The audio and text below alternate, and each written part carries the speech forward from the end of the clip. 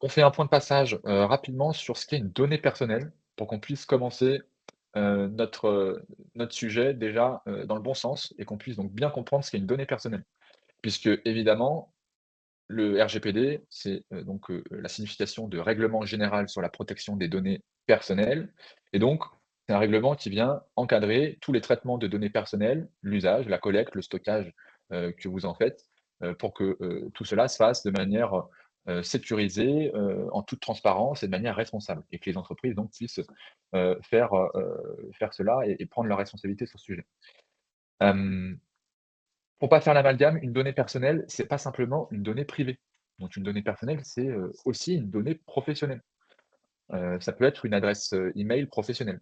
Ça peut être, un numéro de téléphone professionnel. En fait, c'est toute donnée qui est rattachée à une personne, qui permet d'identifier une personne directement ou indirectement.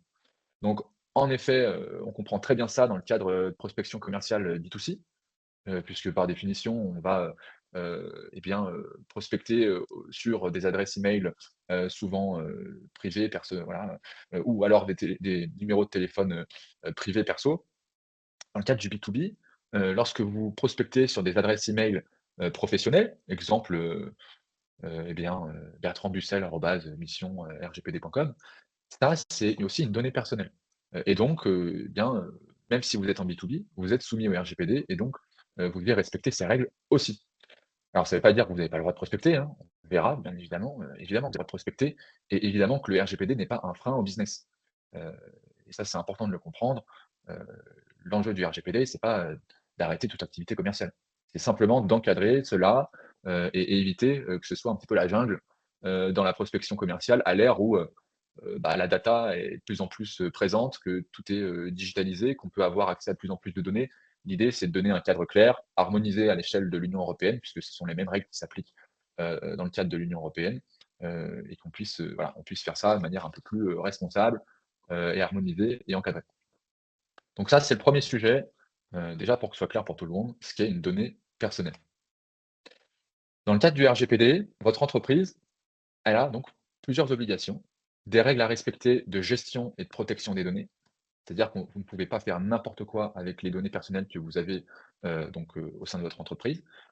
Vous collectez des données sur vos prospects, vos clients, vos partenaires, aussi sur vos collaborateurs. Tout ça, est utilisé dans le cadre de vos activités, donc en interne, mais vous confiez aussi ces données à vos sous-traitants ou à vos logiciels. Exemple, dans le cadre de la prospection commerciale, si vous utilisez des logiciels d'emailing de prospection, par exemple, eh bien ces données-là, elles sont donc, quelque part envoyées, sur, ce prestataire de logiciel. Et vous verrez qu'il y a aussi donc des règles et que votre société est responsable, sur ce volet-là, et ce n'est pas, parce que, c'est le sous-traitant qui envoie la prospection que cela exonère votre entreprise, de responsabilité sur ce sujet. Voilà, votre entreprise est toujours responsable sur le sujet, donc par conséquent, vous allez devoir aussi veiller à ce que, votre entreprise travaille avec des prestataires conformes au RGPD et donc, vous avez un ensemble de mesures à mettre en place pour, valider que vos prestataires sont conformes, évidemment.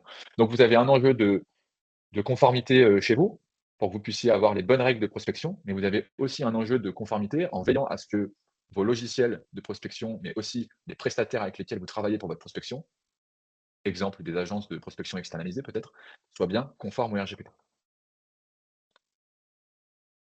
Pour, commencer à rentrer petit à petit dans le détail de notre sujet, on va donc lister toutes les grands principes RGPD dans le cadre de la prospection commerciale, pour mieux comprendre les obligations que vous avez. Et ensuite, dans la deuxième partie, comme je vous l'ai évoqué, Bertrand nous parlera des risques et des erreurs, qui reviennent souvent, et peut-être que vous faites, sans le savoir malheureusement. Et là, on va, mettre en perspective, par rapport à vos obligations légales. Donc la théorie et ensuite on ira voir la pratique. Premièrement, vos actions de prospection commerciale, elles doivent être faites, heu, sur une base légale et un fondement juridique viable. Donc en B2B, c'est l'intérêt légitime. En B2C, c'est le consentement. C'est-à-dire qu'en B2C, pour prospecter, vous devez obligatoirement avoir le consentement du destinataire, de la personne. On peut aussi avoir, un fondement juridique, par exemple, contractuel, dans le cadre de relance, client, bien évidemment.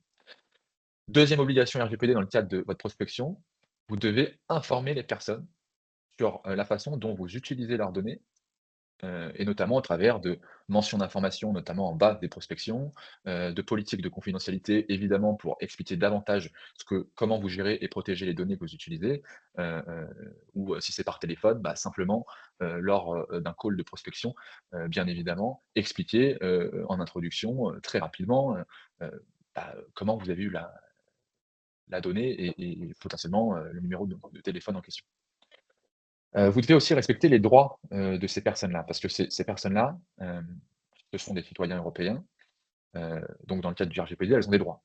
Et tout citoyen européen, donc vos prospects et vos clients, ont le droit de demander à votre société de supprimer leurs données, ou bien, d'avoir, une copie en fait de toutes les données que vous avez sur eux, en tout cas savoir toutes les infos que vous avez sur eux, ou tout simplement, ils ont le droit de vous demander d'arrêter de les contacter. Ce qu'on appelle le droit à l'oubli, le droit à l'opposition. Donc ça doit être respecté. La demande, elle doit être traitée dans un délai de 30 jours maximum, et donc on le verra, mais c'est un enjeu qui est aussi important. Parce que de fait, vous verrez que si vous ne respectez pas ces droits, vous allez avoir des soucis, et différents types de problématiques. On a une autre obligation RGPD, les durées de conservation. En effet, le RGPD nous dit: «Vous ne pouvez pas conserver les données, en tout cas certains types de données à vitam aeternam». Notamment parce que, heu, par exemple, si demain vous avez, une cyberattaque, ou un vol de données, ce qui est le cas, aujourd'hui, sur quand même une grosse majorité de nos entreprises, hein. Vous pouvez avoir une cyberattaque ou un vol de données sans même vous le savoir. L'enjeu, bah, évidemment, c'est de ne pas amasser trop de données qui seraient inutiles, au risque de se les faire voler et que ces données soient utilisées notamment pour, et bien, des actions, frauduleuses. Et là, je pense qu'on le vit tous, on reçoit tous des SMS, un peu frauduleux, des faux SMS ou des faux emails avec des, liens, évidemment, sur lesquels il ne faut pas cliquer. Bah, là, évidemment, éviter de stocker et d'amasser, la data prospect pendant, 10-15 ans, parce que si jamais vous avez un vol de données, derrière, évidemment, ces prospects-là, peuvent, être impactés. Donc le RGPD nous dit, et notamment la CNIL, conservez les données prospects 3 ans maximum après le dernier contact actif. Voilà. Et après vous supprimez ou vous anonymisez, passé ce délai. Autre obligation RGPD, le principe de minimisation des données. Donc le RGPD nous dit, on vient de l'évoquer, oui, il ne faut pas conserver à vitam aeternam, certains types de données, mais surtout, déjà quand on collecte des données, on vient collecter que ce qui va nous être utile. Donc on évite de mettre, par exemple des formulaires de contact, ou demander, des informations qui ne seraient absolument pas utiles pour le traitement de données qu'on veut faire. Donc, exemple, dans la prospection commerciale, si on a le numéro de téléphone, l'adresse mail, le nom, le prénom, potentiellement la fonction, OK, mais voilà, est-ce que l'âge, est-ce que, d'autres informations comme celle-ci, ça vous est vraiment utile? C'est, évidemment cela qu'il va falloir regarder.